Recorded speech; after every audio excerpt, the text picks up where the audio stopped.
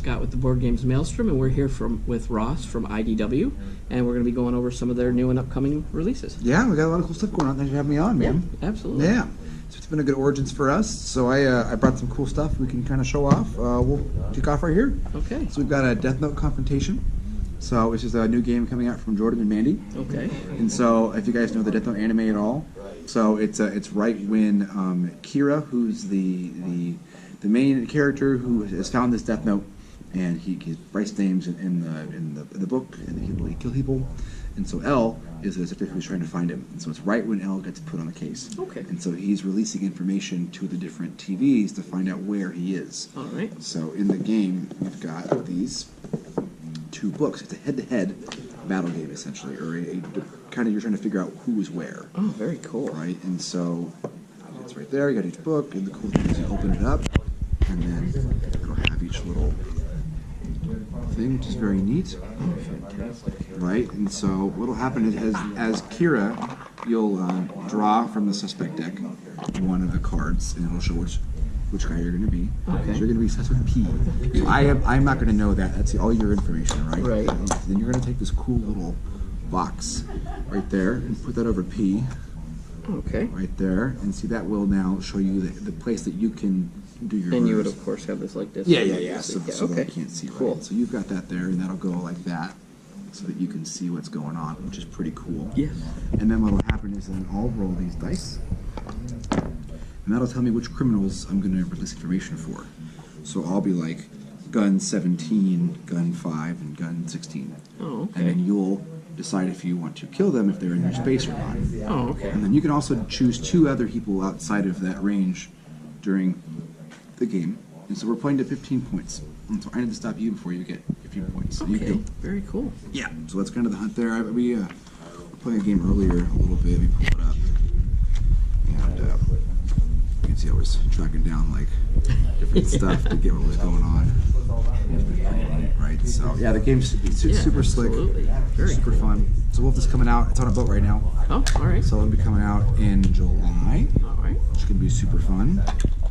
And you don't really have to know the anime in order to enjoy the game, which is pretty neat. Yeah, that's always a good thing. Yeah, so that's going to be fun. So we're really happy for that. And the box just looks fantastic.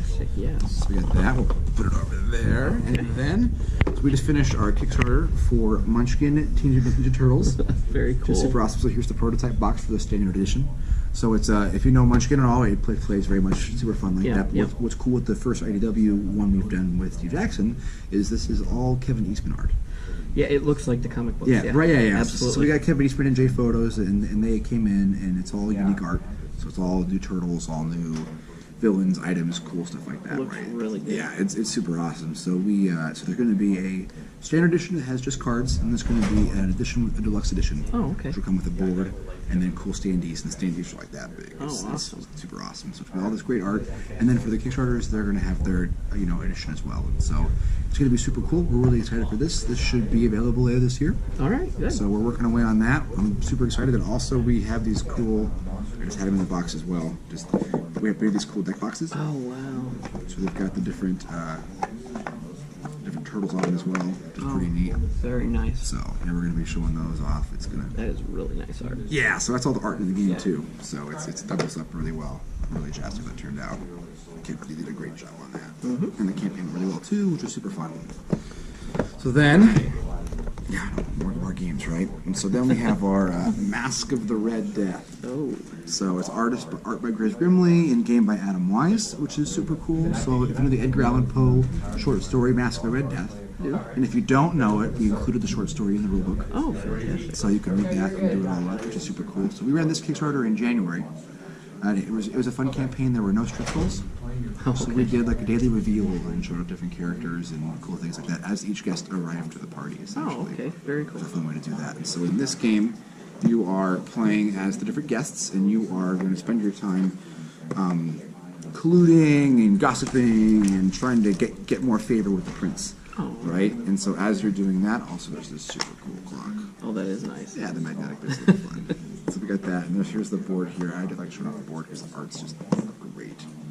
And so along with that, you're going to be gathering information so that you can find out which rooms and what time the Red Death is going to be around. Yeah. So you're going to be using all these different cards to adjust and do those things, and then you've got these other cards here that have different colors on them and different times. The board looks gorgeous. Doesn't it? Yeah. It came out really well.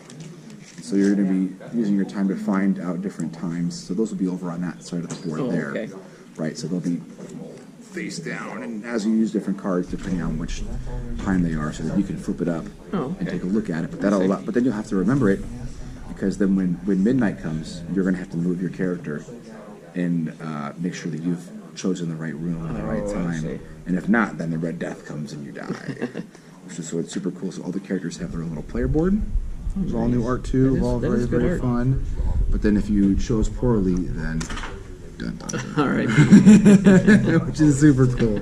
So yeah, there's all these great components and the whole thing, and everybody has their own little player board. It really embraces the art of the game and all that. Yeah, so, they look good. and then on the inside it shows how to play and Yeah. the little legend and key for all the different pieces, which is fantastic. So yeah, we're super jazzed. This came out. This is on a boat right now.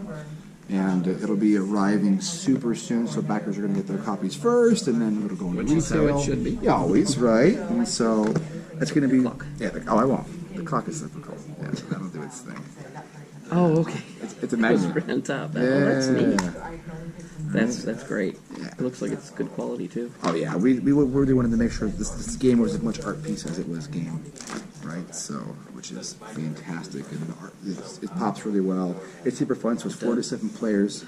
Oh, that's a good player. You know, if you can get up to that player count. Yeah, right. So, but the cool thing is that it plays relatively the same for no matter the amount of players, because you're doing players when counting your points can't be on the same space. All right. There's a lot of leapfrogging Okay. going on, so it kind of stays together as you move around and do those things. Very neat. Which is very cool. Then, so we have Dragon Ball Z Perfect Cell.